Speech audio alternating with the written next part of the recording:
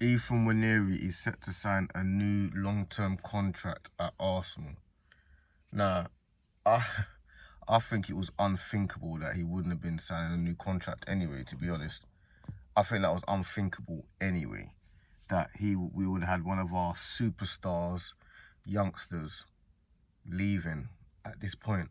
Because we've got a habit of doing this. We had not to say that every single player, young player is a superstar, but we had Aiden Heaven go to Man United, Chido Obi go to Man United. We had Amari Hutchinson leave. He went to Chelsea, then he went to Ipswich. But now I'm looking at it, a few of those players, I feel like, okay, it makes sense why you would want to leave, because you can't really see your pathway into the first team anytime soon. But someone like Amari Hutchinson, for example, I look at him and I feel like he would have made sense as a backup to Arsenal, to Saka, sorry. That he looks like a player at Ipswich. I'm watching him in the Premier League last year, and he's looking quite lively and quite good. And yes, he's not quite Saka level, but he's looking like he would have been a decent player to have kept. We kept players like Nketiah and all these guys for a very, very long time, for so long. So someone like Amari Hutchinson would have made sense for me. But obviously, you can't always players and their agents and their families are that they make decisions in it. So them as a whole, that group as a whole, they'll be like, I don't want to be here anymore. So if you don't want to be here anymore, it's quite hard to keep a player that doesn't want to actually be there. So you have to be willing to bide your time, wait your time, and be a squad player, especially as a young player. You have to bide your time. But Nwaneri and Max Dowman, I think those two starlets, even Miles Lewis-Skelly, because I heard that he was one of the superstar young ones coming up as well. We need to figure out a pathway for them to get into the team. And even if we can't figure out a pathway right now, we need to make sure that they sign long-term contracts and know that they're part of our squad and part of our team in the near future. If not the near future, coming up soon. And the reason why I say that is because we can't be losing these players at this time. Not players like that. Not players like Nwaneri, who is seen as one of the hottest English talents coming out of Haaland. Like, there's a few of them that have been coming up, but we need to make sure we're keeping them. And a new long-term contract for Nwaneri shows that Berta is putting pressure on players to sign contracts, or giving them not ultimatums, but like, do you want to sign, or what's the situation? So Saka, we need him to sign. We need Saliba to sign. We've got Gabriel wrapped up. Nwaneri, we needed to get wrapped up straight away, because the clubs were sniffing around him. And clubs, not only were they sniffing around him, we were seeing compilations online, people saying, yeah, Nwaneri's coming. We were hearing that he might have been part of the Madueke deal, a part exchange, and all of that type of stuff is unheard of. That can't happen. I think Nwaneri is a superstar talent, and I think we're all thinking of him as a backup to Saka, but maybe he's a backup to Odegaard. Because when he came on, when he was playing last year, when we saw which is his real breakout season, he delivers goals and assists. He's a GA. He's like he reminds me, different stylistically, but he reminds me of Cole Palmer in the fact that he's a GA magnet.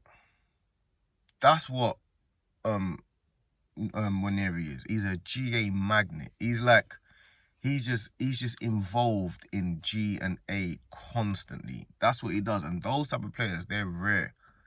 Especially from midfield, they're rare. Nwaneri could easily, if he was to play every single game in the season, he could easily get 10 to 15 goals. Easily. He's one of those players that scores goals constantly and gets assists constantly. So he's one of them players that he's got that rare gift of goal scoring from a midfield position.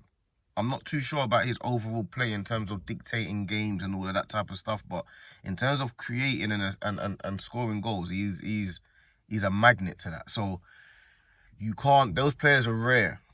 So we needed to tie him down immediately. He's tied down. Once we've tied him down, which I'm hearing that he's going to be tied down to a new long-term contract, we can kind of breathe easy, and now we can figure out our pathway. It's a bit hard to figure it out immediately because we need to win trophies this year. But overall, I think he needs to be, because a lot of the time we were irritated that Nwaneri wasn't even playing anyway. We feel like he should have been playing anyway. Like, it's not like he's not good enough. He's definitely good enough to be on the pitch. There was times when I was thinking, why is Odegaard playing when Nwaneri's not? He's definitely good enough to be on the pitch. So I'm not worried about his quality. I'm not worried about his age. Only thing I might be worried about a little bit, maybe experience and fitness. But how do you get those if you don't play? You only get experience from playing. So I'm like more excited about the fact that he's decided to commit his near future and his long-term future to Arsenal. Because, like I said, we've lost a few players recently. And I'm not to say that these players have gone on to be superstars elsewhere, because Heaven and Chido, I don't know how much game time they're going to get at Man United. I'll be real. They started playing a little bit last year, but I very much doubt they're going to play too much this year. Amari Hutchinson, he was playing a lot at Ipswich. So I think he went to Chelsea and then he goes, I'm not playing here, I'm going again. So you can tell what type of mentality he had. He wants to play now. That's why he left Chelsea and went Ipswich. And he's been playing at Ipswich and he looks like quite a good player, but maybe not quite good enough to start at Arsenal, but he could have been a good bench player. But at the end of the day, young players have to want to be bench players, and they're not going to want to play now if they don't feel that they're good enough to play now. And I'm assuming Nwaneri in training and stuff probably feels like he's probably good enough to start now. And I know his agents and that have been putting out lots of little leaks about he's going to go to this place and he might go there and he's looking at this and he's looking at that. He wants assurances about his game time and stuff like that, which is fair. Everyone wants assurance about their game time. I think he needs to just chill out a little bit. You're only 17, 18 years old. So I think people around you need to just let you know, listen, trust me, like, football, I know football's a short career, but you're a young player, you're at the right club, you're at Arsenal in London. You should just bide your time. You'll get there. And if in a year or so he doesn't get there, in a year and a half, 2 years doesn't get there, then maybe you can reevaluate. But up to this point, I feel like he just needs to bide his time a little bit and just wait a bit, because it's quite hard for him to see where he's going to get into, because you've got Saka, who's 23, Odegaard, who's 24, 25. So it's quite hard to see who are you displacing anytime soon. So I can understand why he would want assurances, but I still feel just bide your time a little bit. Like, your time will come. You're still 17, 18. And obviously Miles Lewis-Skelly cemented himself in the first team, so he's probably looking at that as well. But another thing I would say is Nwaneri doesn't even start for England under 21s. So, like I say, he just needs to bide his time a little bit. But yeah, his agents and that, which is something group, were putting out little leaks and stuff to say things. I know that's the type of way that they do it. They kind of put out leaks here and this player's a little bit unhappy there and stuff like that. But him signing a new deal, a long-term contract, is good for us. It's good for him. And I think it just kind of quietens all that noise, you know what I'm saying? So, yeah, man, big up Ethan Nwaneri, big up his family, big up the people that are around him. And hopefully we can find a pathway into the first team. Like, we've got two of them coming up, him and Max Darman, who I'm not too sure how we're going to figure that out, because they both look fairly similar to me. So I don't really know. You got Saka, you got Max Darman, you got Nwaneri. Like, by the time these guys are, say, 22, Saka's only going to be 28.